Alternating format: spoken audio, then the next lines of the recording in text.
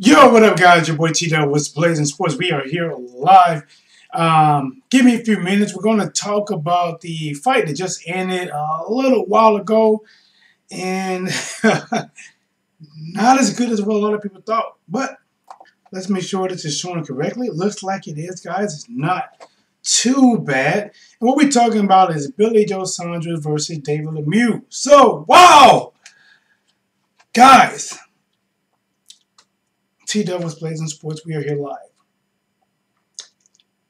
Many people, including myself, felt that this fight was either a 55-45, 50-50, at max 60-40.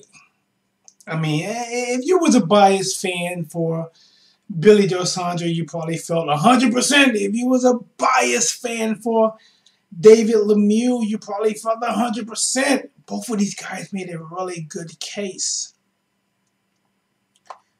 Now, when it's coming to Billy Joe Saunders, he is taking some slack because it looked like he was avoiding the likes of Triple G. Maybe even the likes of Canelo Alvarez. But after the night, guys,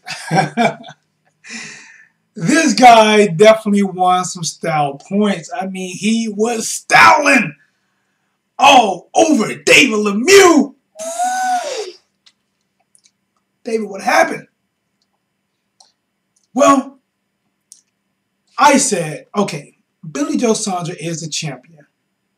Why in the heck is he taking a fight in Canada? Why? Why not somewhere in the UK? Why Canada? Why go to the challenger's home territory? So I was thinking that it had to be money. It had to be like, okay, listen, we'll fight you somewhere in the UK for, you know, you get $1 million for the fight, and we'll get about, I don't know, $500,000-600,000 for the fight. But if you bring that ass over here to Canada, if you bring that ass here, boy, if you bring it over to the Canada, we give you $3.3 million. I figured it had to be some type of crazy type of money for him to take this fight in Canada. But now, after watching this fight, it still could have been because of the money, but golly, man, this guy was confident. I mean, the way he fought, the way he did his homework. He did his homework. He went to class. It was a 50-minute class. He was there from 7 o'clock to 7:51. Matter of fact, he was there to 7:58 asking the teacher questions and sprinting to his next class to make it by 8 o'clock because he had the perfect game plan for David Lemieux. And David Lemieux, just like that student in class, when the teacher asks a question, right, they might ask, who discovered America? Everybody got their hands up. I can answer it. And that one guy or girl that's kind of looking down like, please don't call me. And the teacher says, David Lemieux. He didn't have an answer. It's like, and I said it before, guys, nowadays it's really clear to see the difference between a great fighter and a good fighter and a C-class fighter, mediocre fighter, and below. If you're a great fighter, or even a really good fighter, you come to the ring with a plan B. A plan B. No, I'm not talking about when you slip up and, hey, baby, I didn't pull out. We gotta go get a plan B. I'm talking about really having a game plan for when that person switch it up on you. And whatever you came there with is not working. You need a plan B.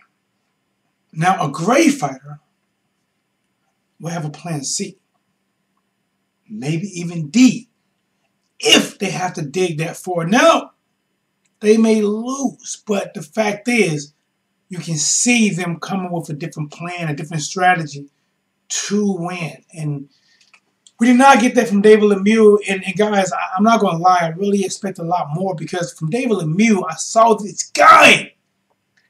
He knocked Stevenson into a whole new galaxy. He wasn't even in the Milky Way no more. He was somewhere far and beyond. I don't know, guys. T-Dub was playing Sport. We is here live. What we're going to do is we're going to review this fight. It did not go the way I thought, which means I really didn't have a straight runner, but I thought it would be more competitive. I didn't think it would be a landslide. I did not think it would be somebody at the top of the hill with snow and ice on top of a very slick shed, just sailing away to a victory. I didn't think that. Thought maybe it'd be some humps along the way. They may have to get out the sleigh and push it up, or somebody push them back. They got to fight to win. But no! In this fight, the person that was at the top of the hill, in that sled or whatever they was in, they had to win against their back. They had the best snow, the best ice, whatever's needed to get down the hill with no one in their way. So, let's jump into it. You know what? Let's do this. Clicked on something, let's click out. Okay. In the final weigh-in, where you had David Lemieux had to go first. There was some controversial things about his weight. There was someone on Billy Joe Saunders' side said, no, he's overweight, he's overweight, he's overweight. So David Lemieux takes off everything down to what he was born in. They put the towel up, he steps on 160 even. And then the guy on Billy Joe Saunders' side is, no, make him he got to re-weigh. They pulling him away, and he started screaming it, so he steps on the scale again, and he is at 160 pounds. And then you got Billy Joe Saunders. This guy is erupting. No, I can't hear what he's saying. I can kind of hear the crowd saying, in the new. The crowd is saying, in the new.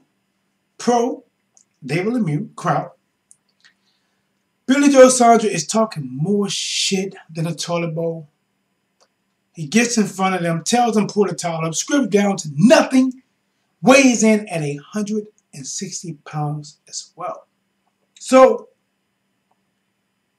let's get to the fight.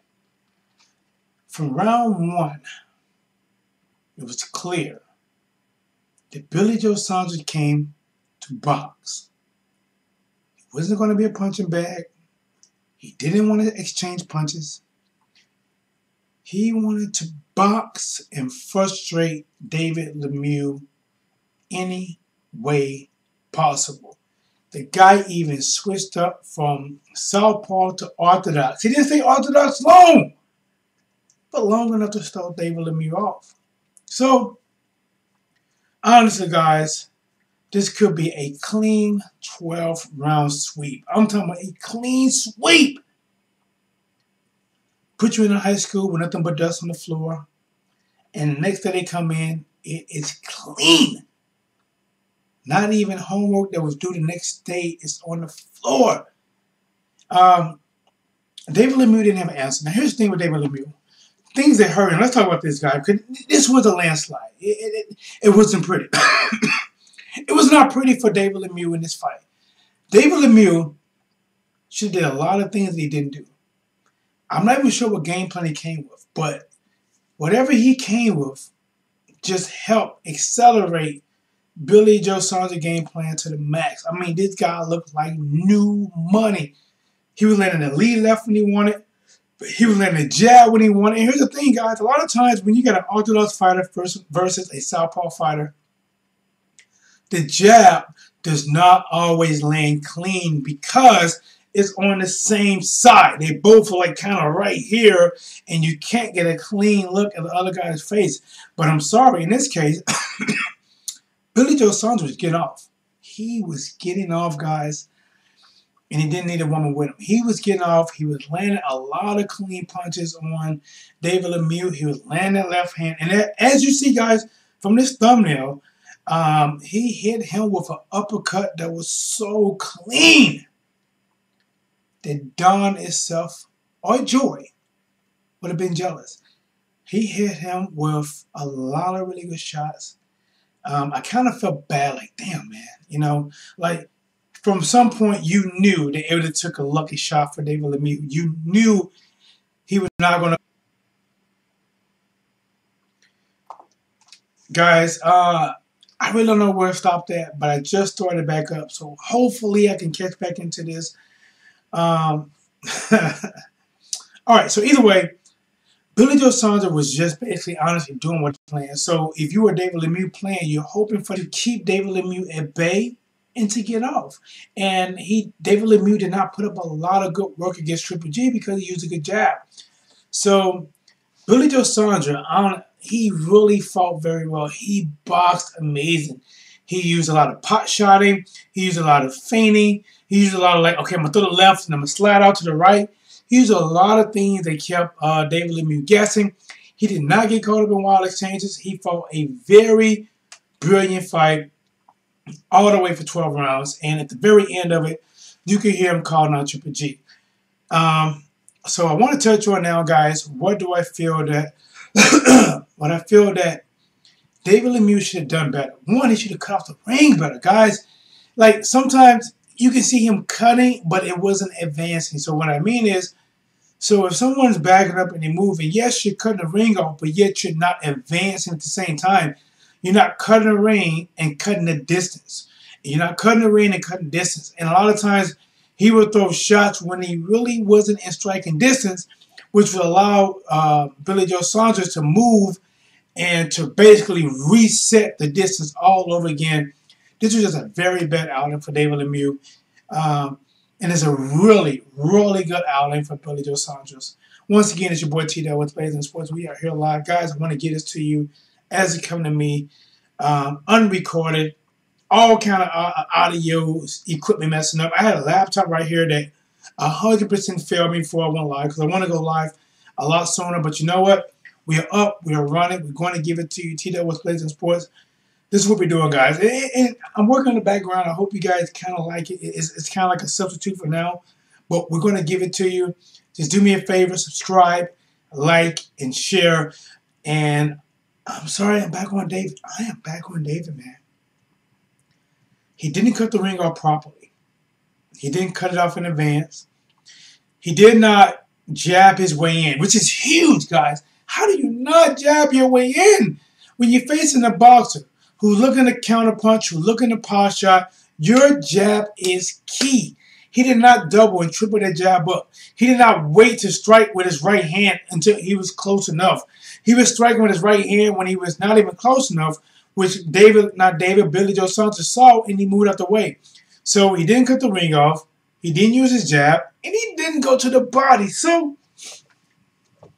when you talk about Triple G and Canelo, which everyone is going to talk about, how will Billy Joe Saunders look against these guys?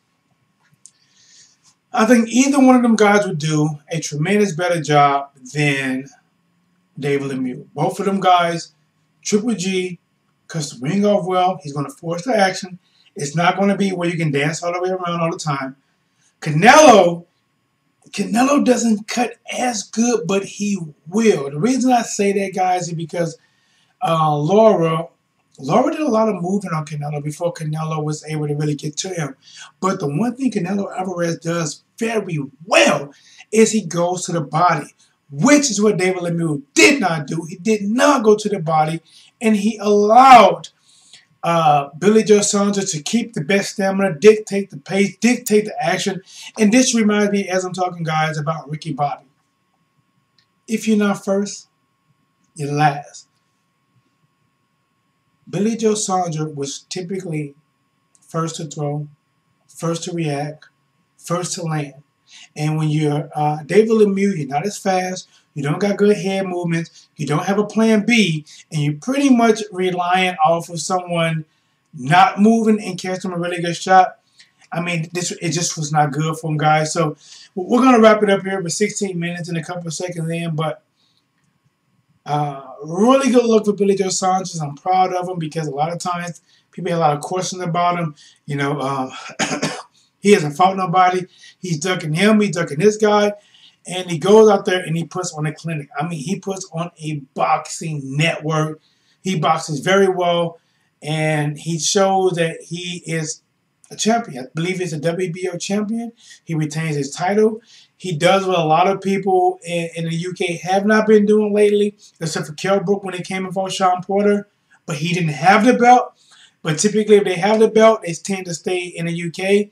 He left the UK, went to Canada, beat the snot out of David Lemieux, wiped his nose before he sent it back home, and now he's probably going back to the UK, celebrating the whole way. Congratulations, Billy Joe Saunders. David Lemieux is back to the drawing board. You're going to take a few steps back, man. You're going to take a few steps because people now see what your weakness is and basically having good footwork, being a boxer. If you're a brawler, you can hang with them. If you got more power, you can take them. But if you're a boxer that moves, you're not a set target, you can jab, you can counter, you can throw unorthodox shots and land. And David Lemieux is probably going to have a pretty hard time. But guys, your boy T-Dub was Blazing Sport. Thank you guys for bearing with me. I really want to go live a lot sooner. But either way, T-Dub was Blazing Sport. Subscribe, like, and share. And I'm out.